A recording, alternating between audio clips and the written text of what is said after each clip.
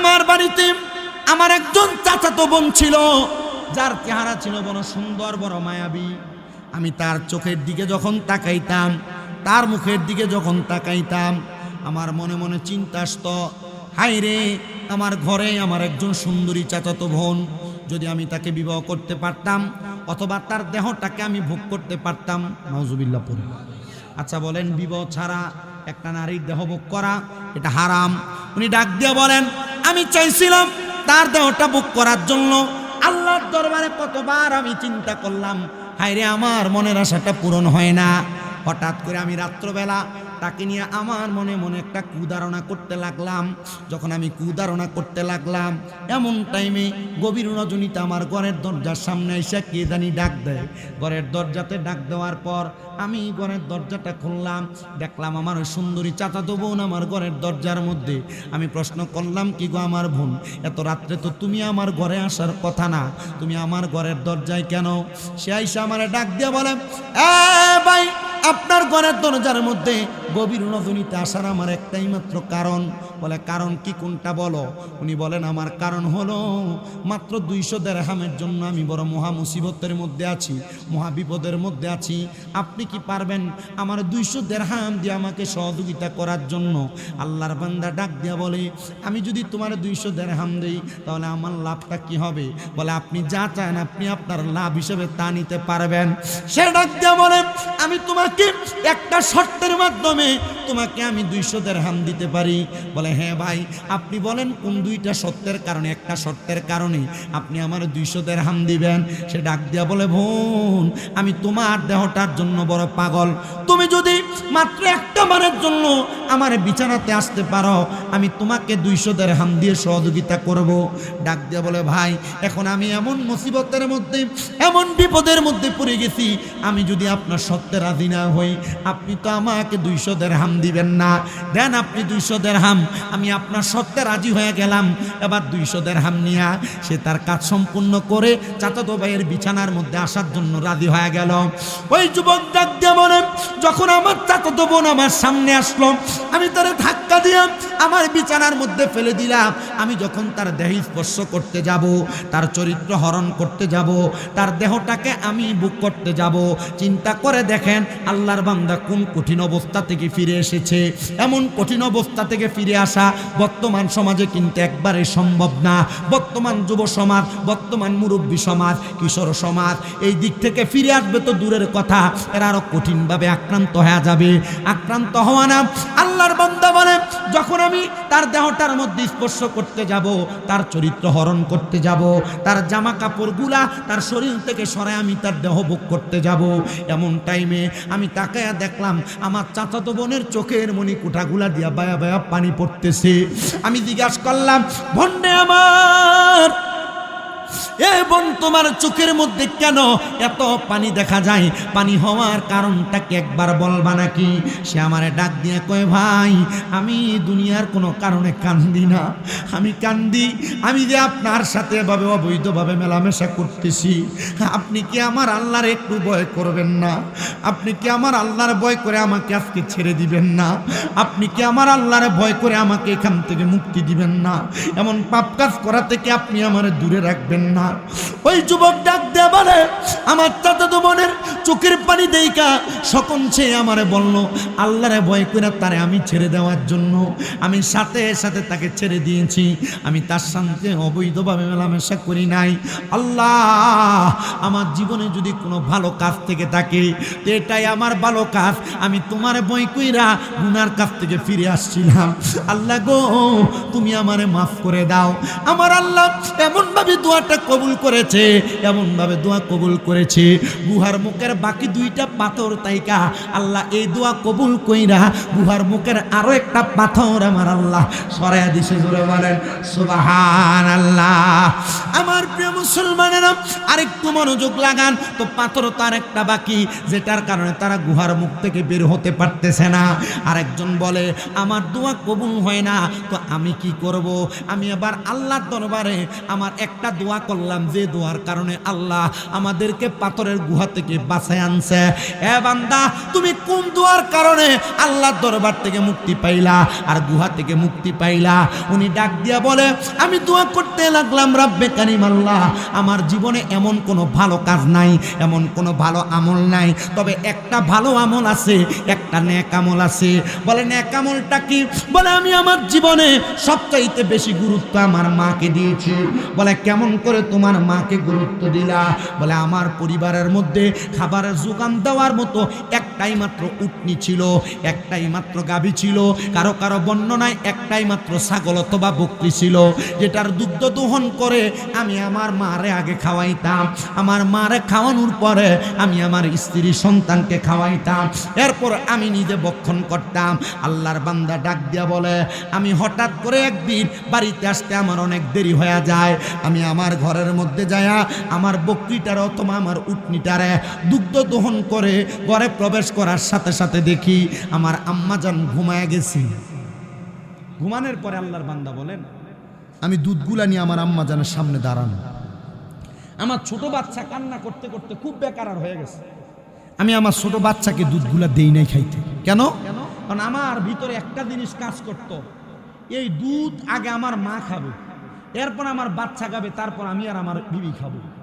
কিন্তু আমার মা তো খাইতে পারে নাই, উনি ঘুমায় গেছে, এই জন্য দুধ নিয়ে আমি আমার মায়ের বিছানার পাশে দাঁড়াইছি।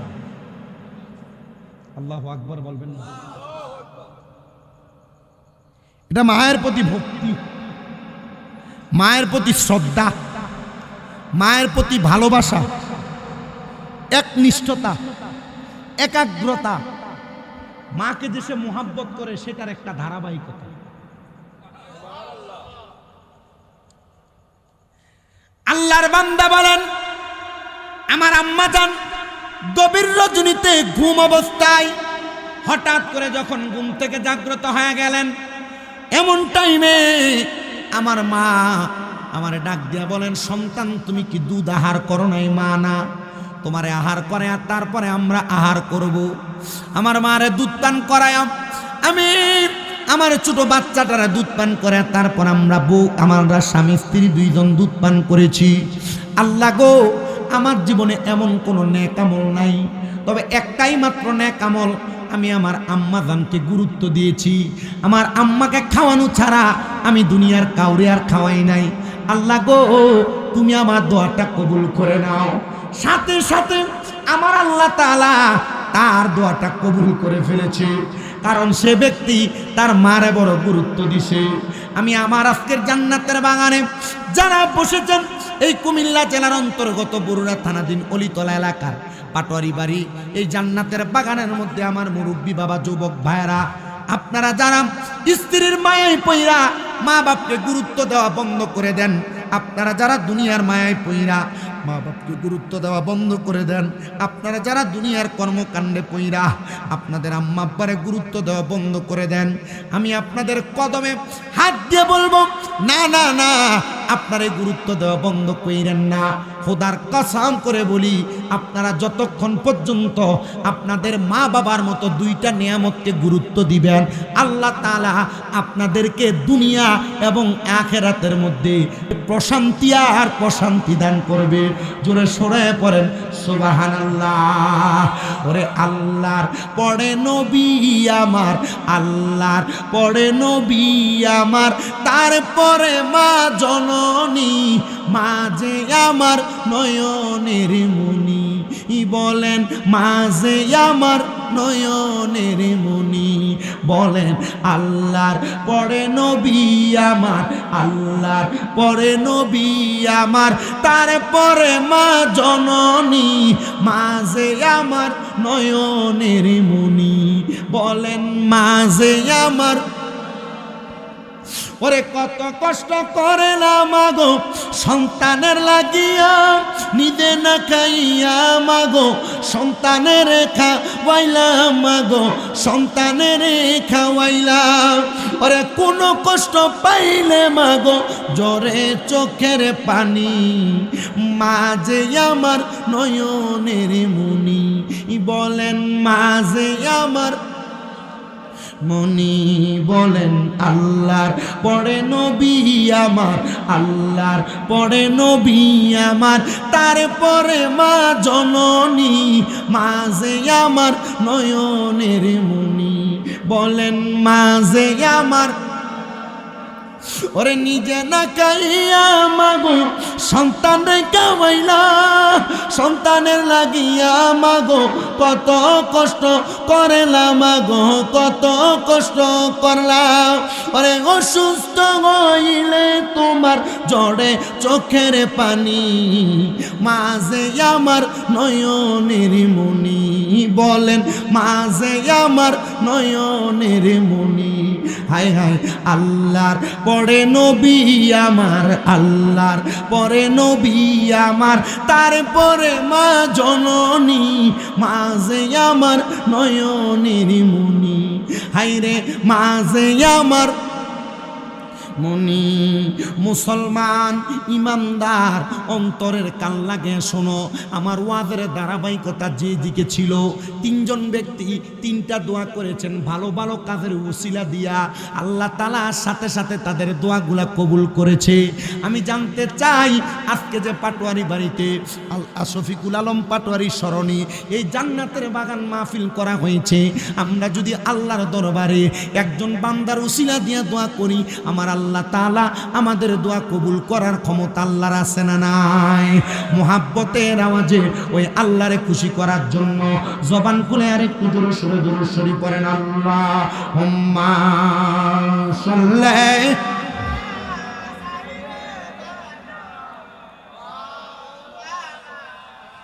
মুহাম্মাদ ওয়া আলা আলি সাইয়্যিদিনা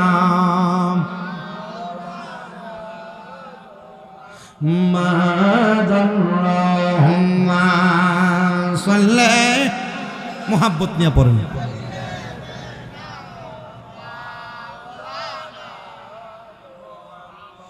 ওয়া আলা আলি সাইয়্যিদ।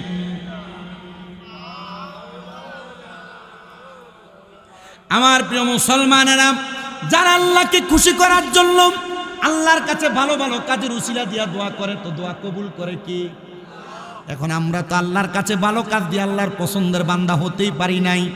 আল্লাহর পছন্দের বান্দা হয় যারা শয়তান ভয় পায় তাদের কি মারহাবা। আল্লাহর পছন্দের বান্দাদেরকে ভয় পায় কি? শয়তানে না, পছন্দের বান্দারে বুঝে আল্লাহ ভয়। আল্লাহর পছন্দের বান্দারে ভয় পায় কি? জোরে কর না। এলাকাতে মারামারি, এলাকাতে কাটাকাটি, এলাকাতে ঝগড়া ফাসাদ, এলাকাতে দ্বন্দ্ব, একজন আরেকজনের আঘাত, একজন আরেকজনের মাল চুরি, একজন আরেকজনের সাথে দ্বন্দ্ব, একজন আরেকজনের সাথে হাতাহাতি, একজন আরেকজনের সম্পদ চুরি দখল করা, একজন আরেকজনের উপরে মিথ্যা অপবাদ দেওয়া, জায়গা সম্পদ দখল করা, এগুলা চলে কিনা? চলে কিনা? এখন আপনার কাছে যদি প্রশ্ন রাখি, এলাকাতে নামাজি আছে কিনা, রোজাদার আছে কিনা, হজকারী আছে কিনা, জাকাত দেনেওয়ালা আছে কিনা, আপনার কাছে যদি প্রশ্ন করি দান করার মানুষ আছে কিনা, মানুষকে ভালোবাসে, মানুষকে মোহাব্বত করে এমন মানুষ আছে কিনা, সব আছে। শয়তান কই আছে? শয়তান আছে। যেটা সন্ত্রাস, যেটা মারামারি করে, যেটা দ্বন্দ্ব করে, যেটা মানুষের সম্পদ দখল করে, যেটা মানুষকে অত্যাচার করে, যেটা মাদক নিয়ে চলাচল করে, এটার লগে শয়তান নেই না, কারণ এটা নিজেই শয়তান। কথা কয় না? এটা নিজেই কি? যে জুলুম করে এটা নিজেই কি? যে সুদ খায় এটা নিজেই কি? যে হারাম খায় এটা নিজেই কি? যে মানুষের ভূমি দখল করে এটা নিজেই কি? যে চাঁদাবাজি করে এটা কি? তো শয়তান কই? শয়তান ভাটোয়ারি বাড়ির মাহফিলের গেইটে, শয়তান অলিতলার মসজিদের গেইটে, শয়তান অলিতলা দরবার, খোশবাস দরবার, আশেপাশে দরবারের দরজা মহুজুর কি কোন? মসজিদের দরজায় শয়তান, মাহফিলের দরজায় শয়তান, দরবারের দরজায় শয়তান, নামাজির কাছে শয়তান, রোজাদারের কাছে শয়তান। আর বলেন কি? বলে হ্যাঁ, কারণ যারা শয়তানি করে শয়তান এদেরকে ধোঁকা দেওয়া লাগে না, যারা ইবাদত করে শয়তান এদেরকে ধোঁকা দেওয়ার জন্য মসজিদের দরজায়, দরবারের দরজায়, নামাজীদের কাছে, রোজাদারের কাছে, হজকারীর কাছে, ইবাদতকারীদের কাছে কাছে ঘুরে কখন তারা ধোঁকা দিয়া নামাজ থেকে দূরে রাখা যায়, রোজা থেকে দূরে রাখা যায়, আল্লাহওয়ালাদের থেকে দূরে রাখা যায়। হাজার চেষ্টা করলো মুসলমান ইমামদার যারা, সুন্নি যারা, এদেরকে আল্লাহওয়ালাদের কাছ থেকে দূরে নেওয়া শয়তানেরও সম্ভব না। ডান হাত তুলে বলেন ঠিক না বেঠিক? আল্লাহু আকবার।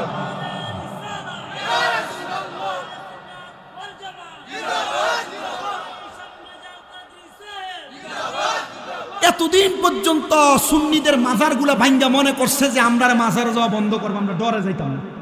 কথা কয় না? এতদিন পর্যন্ত সুন্নিদের মাজারগুলারে ভাঙ্গা এরা মনে করছে যে সুন্নিরা একটা মাজার ভাঙলে এরপরে আর মাজারের কাছেও যাইতো না। কিন্তু না, এরা ঈমান আরো তাজা করছে, মাজারের দিকে যায়, আল্লাহর ওলিকে তাজিম করে, আল্লাহর ওলিকে সম্মান করে। তবে সুন্নিদের আকীদা এটা নয় মাজারের কাছে যায়, সুন্নিদের আকীদা এটা নয় যে মাজারওয়ালাকে সেজদা দেয়, সুন্নিদের আকীদা আল্লাহকে সেজদা দেয়, মাজারওয়ালাকে ওসিলা করে দোয়া করে। কিন্তু যারা এগুলা ভাঙছে এরা এদের তকদির নিয়ে, এদের চিন্তাধারা নিয়ে ভাঙছে। তবে আমরা একটা কথা বলতে চাই, ভাঙছে ঠিক, আল্লাহর ধরা শক্ত ধরা, আল্লাহ যখন ধরবে পাও ফসবে, হাত ফসবে, এরা এদের মতো কাজ করে বেড়াইছে। তবে একটা কথা আমরা স্পষ্টভাবে বলতে পারি, যারা মাজার ভাঙছে এরা ভালো কাজ করে নাই। তবে যেই যেই মাজারগুলো ভাঙছে এই মাজারের খাদেমগুলো ভালো কাম করে নাই। বলে হুজুর কেন?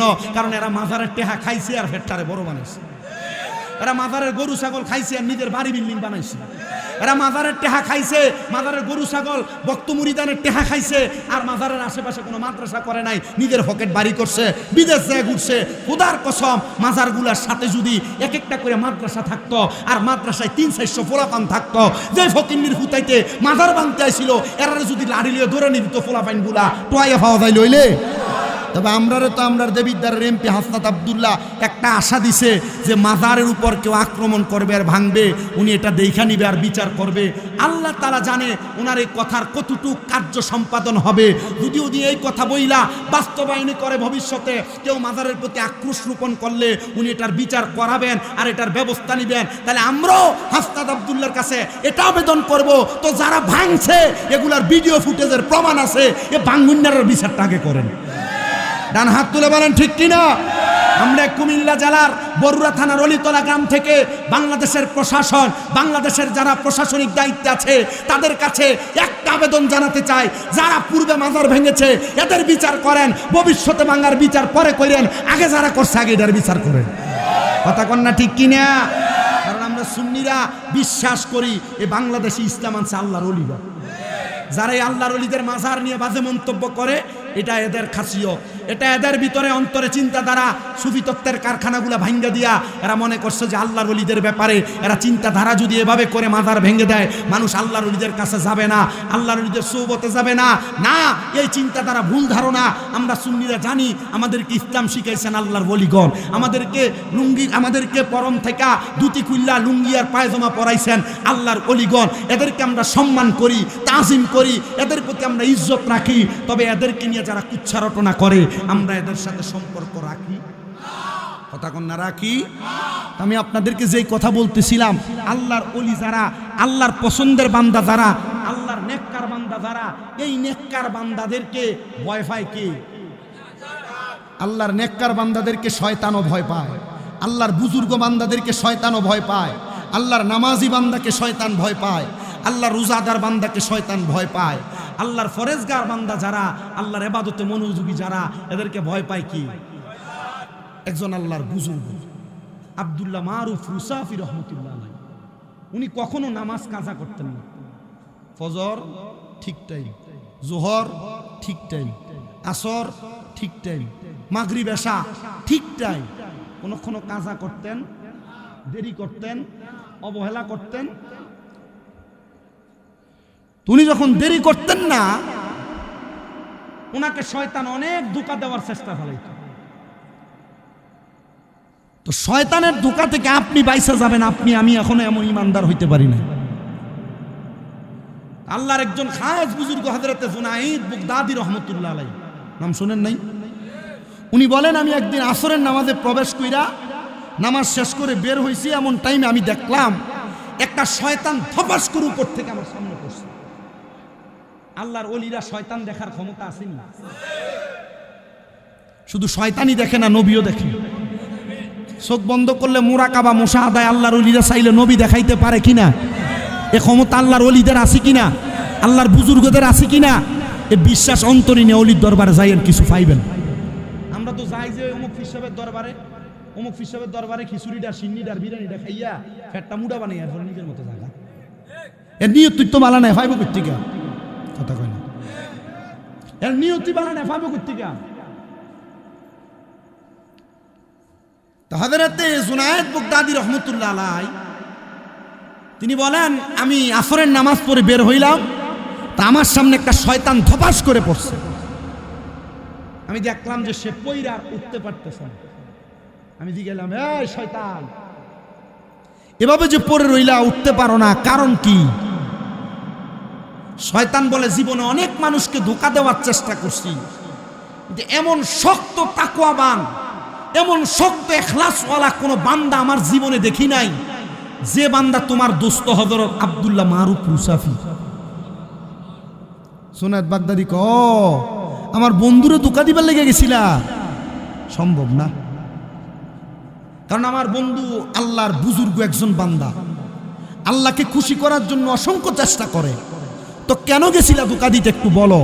বলো, তোমার বন্ধুর একটা খাসিয়ত, তোমার বন্ধু 5 ওয়াক্ত নামাজ সব সময় রেগুলার আদায় করে এবং কাজা করে না। তোমার বন্ধুর একটা স্বভাব, তিনি অজু করলে অজু করার পর একটা নেক আমল করে, যে আমলের কারণে আল্লাহ দোয়া কবুল করে। বলো, তো আজকে কোন দোয়ার কারণে তুমি এভাবে পড়লা? আজকে কোন দোয়ার কারণে এভাবে পড়লা?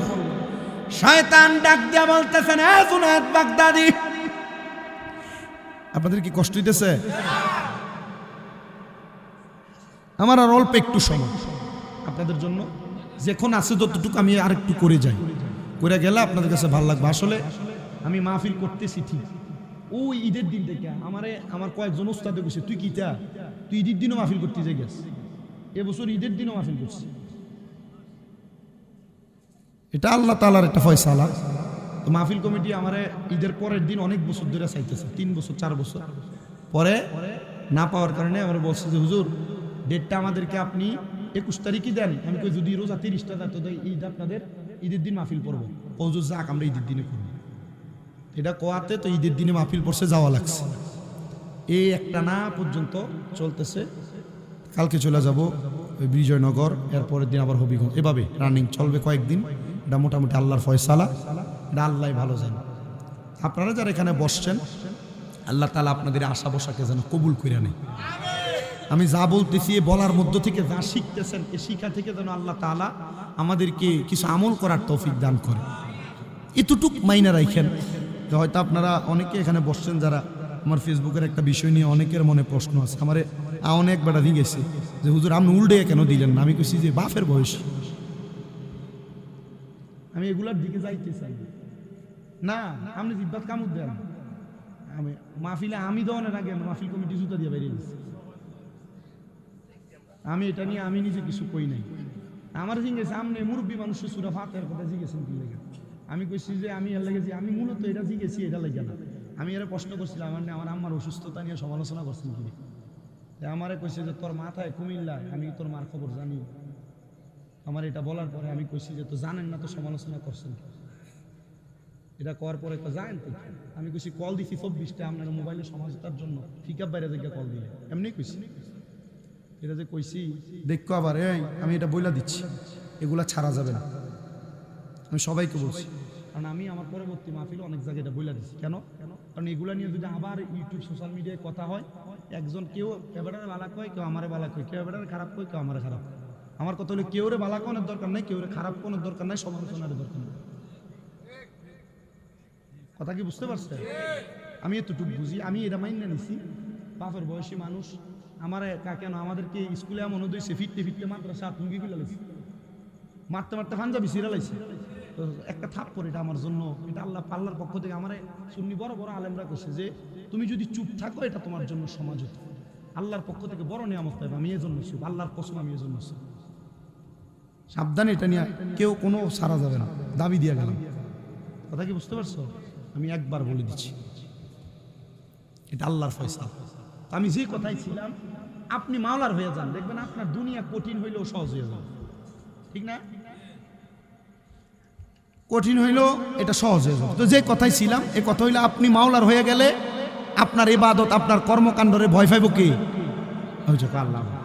শয়তান কে পাইব? শয়তান পাইব।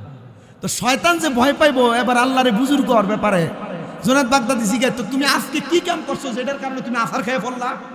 শয়তান কয়, আপনার বন্ধু হযরত আব্দুল্লাহ মারুফ মুসাফি রহমতুল্লাহ আলাই, উনি অজু করছে, আমি ওনাকে অজুখানার ভিতরে, মানে গোসলখানার অজুর যে ঘাটলা আছে পুকুরে, আমি পিছলে ফালাই দিছি। তুমি পিছল থেকে উইটা ওনার কাপড় পরিষ্কার করে মসজিদের দিকে যাইব, আমি ওনার কান্দের উপরে ছাপ দিয়ে বসছি। কে কয়? শয়তান কয়, আপনার দোস্তের উপরে ছাপ দিয়ে বসছি। ছাপ দিয়ে যেহেতু দোস্তের উপরে বসছ, কারণটা কি? বলে বুঝছিলাম উনি যেন আজকে নামাজটা একটু দেরি করে পড়ে, আর আসরের নামাজের সময় তো কম, উনি যেন এটা কাজা করে। মারহাবা কয় না। তবে আপনার দোস্তরে আমি কাজ করতে পারি নাই, নামাজ কাজা আমি করাইতে পারি নাই। বলে নামাজ কাজা করাইতে পারো নাই কেন? কেন কেন কারণটা কি বলো? বলে আপনার দোস্ত ওযু কইরা উইঠা দাঁড়ায়া ডান হাতের শাহাদাত আঙ্গুলটা উপরের দিকে উঠায়া পড়ছে, আশহাদু আল্লা ইলাহা ইল্লাল্লাহু ওয়াহদাহু লা শারীকা লাহু ওয়া আশহাদু আন্না মুহাম্মাদান আবদুহু ওয়া রাসূলুহু। আপনার দোস্ত আকাশের দিকে তাকায়া শাহাদাত আঙ্গুলটা উপরের দিকে উঠায়া তার জবান দ্বারা এই কথাটা বলছে। শুনেন, ওনার শাহাদাত আঙ্গুলটা যখন উপরের দিকে উঠায়, আল্লাহর কসম ওই বুজুর্গ বান্দার শাহাদাত আঙ্গুলের ধাক্কা আমি শয়তান সহ্য করতে পারি না।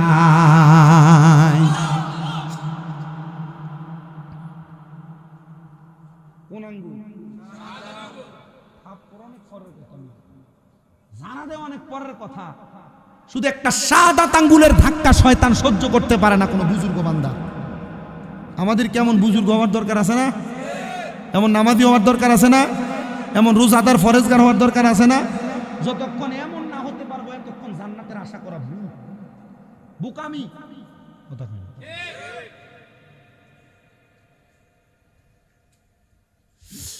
আমার প্রিয় মুসলমানেরা শুনুন, আজান দিব নাটকটা। আমার প্রিয় বুজুর্গ মুসলমানেরা, আমি আপনাদের কাছে সব সময় পরে আমারে মানছি মনে করবো যে আমি কালেকশন করি। আমি সবসময় তো কুরবাস দরবারে কালেকশন করি, তো কিন্তু করলে ওই এটার ধারাবাহিকতা এইটাই মনে করবে। কিন্তু আমি গতবার নিয়ে আগের বার কালেকশন করছি, এই কালেকশনের তো পাওয়া গেছে না। আমি একটা ছোট্ট কথা বলে যাবো, এটা থেকে আপনারা কে দিবেন এটা আপনারা ফয়সালা করবেন। বনু কুরাইজার এক মহিলা রাহমাতুল্লিল আলামিন নবীর দরবারে আইসা প্রশ্ন করছি, ইয়া রাসূলুল্লাহ, আমার মা বাবা আমার অনেক সম্পদ দিয়া গেছে, কিন্তু আমার এই সম্পদগুলা পইরা আছে, আমার মা কবরে কেমন আছে আমি জানি না। এই সম্পদ থেকে আমি যদি আমার মায়ের জন্য আল্লাহর রাস্তায় কিছু ব্যয় করি, আল্লাহ কি আমার দোয়া কবুল করবেনি? নবীজি বলছে করবে। তো নবী আপনি বলেন, আমি আমার মায়ের পক্ষ থেকে কি করলে আল্লাহ তাআলা আমার মারে মাফ করব? তখন বলছে যে তুমি তোমার আম্মা জানের জন্য পানি দান করো। কি দান করো? সৌদি আরব যারা গেছেন, মক্কায় মদিনায়, মদিনা শরীফের আশেপাশে মসজিদে গামামা, মসজিদে আবু বকর, মসজিদে ওমর ইবনে খাত্তাব, মসজিদ উসমান বিন নুরাইন, মসজিদে বুখারী, অনেকগুলা মসজিদ আছে না? মসজিদে আলী রাদিয়াল্লাহু তাআলা, প্রত্যেকটা মসজিদের ভিতরে এবং মক্কা শরীফের রাস্তার পাশে পাশে বড় বড় ট্রাক করে আইনা সৌদির বড় বড় পয়সাওয়ালারা পানি বিতরণ করে। আল্লাহ হাজি হাদিয়া বইলা বইলা পানি বিতরণ করে। যারা গেছেন এটা জানেন আপনারা, মসজিদের ফ্রিজের ভিতরে আইনা পানি টাল দিয়ে রাখে। কেন? যেটা জানে এটা উত্তম, মৃত ব্যক্তিদের জন্য সবচাইতে উত্তম দান এটা। ওই মহিলা বলে, ইয়া রাসূলুল্লাহ, আমি আমার মায়ের জন্য কি করব আপনি একটা বার বলেন। আল্লাহর হাবিব মুহাম্মদুর রাসূলুল্লাহ সাল্লাল্লাহু আলাইহি ওয়াসাল্লাম বলেন, তুমি তোমার আম্মা জানের পক্ষ থেকে মদিনার মানুষের জন্য পানির ব্যবস্থা করে দাও। নবী আমার বড় খুশি হয়ে গেলেন, রাজি হয়ে গেলেন। রাজি হয়ে খুশি হইয়া রাহমাতুল্লিল আলামিন নবীজির এই কথা শুনা মহিলাটা বলেন, ইয়া রাসূলুল্লাহ, আপনাকে সাক্ষী রাইখা আমি এই মদিনার পাশে একটা কূপ খনন করে দিলাম। নবী আমার বলেন, মহিলা তুমিও সাক্ষী থাকো, এই কূপ থেকে যত মানুষ পানি আহার করবে, ব্যবহার করবে, উপকৃত হবে, আমার আল্লাহ তাআলা এটার উসিলায় তোমার মাকে মাফ করে দিবে। এ পাটোয়ারি বাড়ির মাহফিল, পাটোয়ারি বাড়ি, এই বাড়িতে কার কার ঘর একটু হাত তুলবেন। পাটোয়ারি বাড়ির কে কে আছে? অলিতলার গ্রামের বাড়ি কার কার? অলিতলা গ্রামে বাড়ি কার কার? তো অলিতলা মাহফিল, আপনারা তো অলিতলার মানুষই হবেন, আলহামদুলিল্লাহ। কোন হাত নামান। আমি আপনাদের মধ্য থেকে এমন কয়েকজন আল্লাহর বান্দা চাইবো যারা শুধু হাত উঠে বলবেন, হুজুর আমার মা নাই, ওই মহিলার মতো আল্লাহ যেন আমার মারে মাফ করে দেয়। হুজুর আমার বাবা নাই, আল্লাহ যেন ওই মহিলার মতো আমার বাবারে মাফ করে দেয়। হুজুর আমার মাও নাই, বাবাও নাই, আল্লাহ যেন আমার মা বাপরে মাফ করে দেয়। এক নম্বরে আমি 10,000 টাকা, হুজুর 10,000 না আমি 5,000 টাকা, হুজুর 5,000 না আমি 2,000 টাকা, আল্লাহর ওয়াস্তে এই জান্নাতের বাগানের জন্য আগামী বছর অথবা নগদ দান করে দিব। একজন মানুষ চাইব যে দান করবে আগামী বছর। কেউ যদি থাকেন হাত উঠে বলবেন 10,000 অথবা 5,000 টাকা দান করবেন এক নম্বরে। কেউ যদি থাকেন একজন কষ্ট করে বলবেন, তার জন্য খাস করে দোয়া করা হবে। তবে তার আগে আপনারা আমার সাথে মোহাব্বতে একটা গজল গাইবেন। মোহাব্বতে অসুবিধা হবে আপনাদের, সমস্যা হবে আপনাদের, একটু মোহাব্বতে। আমি তোমার প্রেমের ভিখারি ইয়া রাসূলুল্লাহ, আমি তোমার প্রেমের ভিখারি, বলেন আমি তোমার প্রেমের ভিখারি ইয়া রাসূলুল্লাহ, আমি তোমারি প্রেমের গো রাসূল হয় না তুলনা, হয় না তুলনা গো রাসূল, হয় না তুলনা, বলেন তোমারি প্রেমের গো রাসূল হয় না তুলনা, হয় না তুলনা গো রাসূল, হয় না তুলনা। তোমার প্রেমে জিন্দা হইল উস্তুনে হান্নানা ইয়া রাসূলুল্লাহ, আমি তোমার প্রেমের ভিখারি, বলেন আমি তোমার প্রেমের ভিখারি ইয়া রাসূলুল্লাহ, আমি তোমার হিজা উঠাও দিদার দেখাও, দন্ন করো মোরে, দন্ন করো মোরে গো রাসূল, দন্ন করো মোরে, হিজা উঠাও দিদার দেখাও, দন্ন করো মোরে, ধন্য করো মোরে গো রাসূল, ধন্য করো মোরে। ওই রাসূলের দিদার পাওয়ার আশায়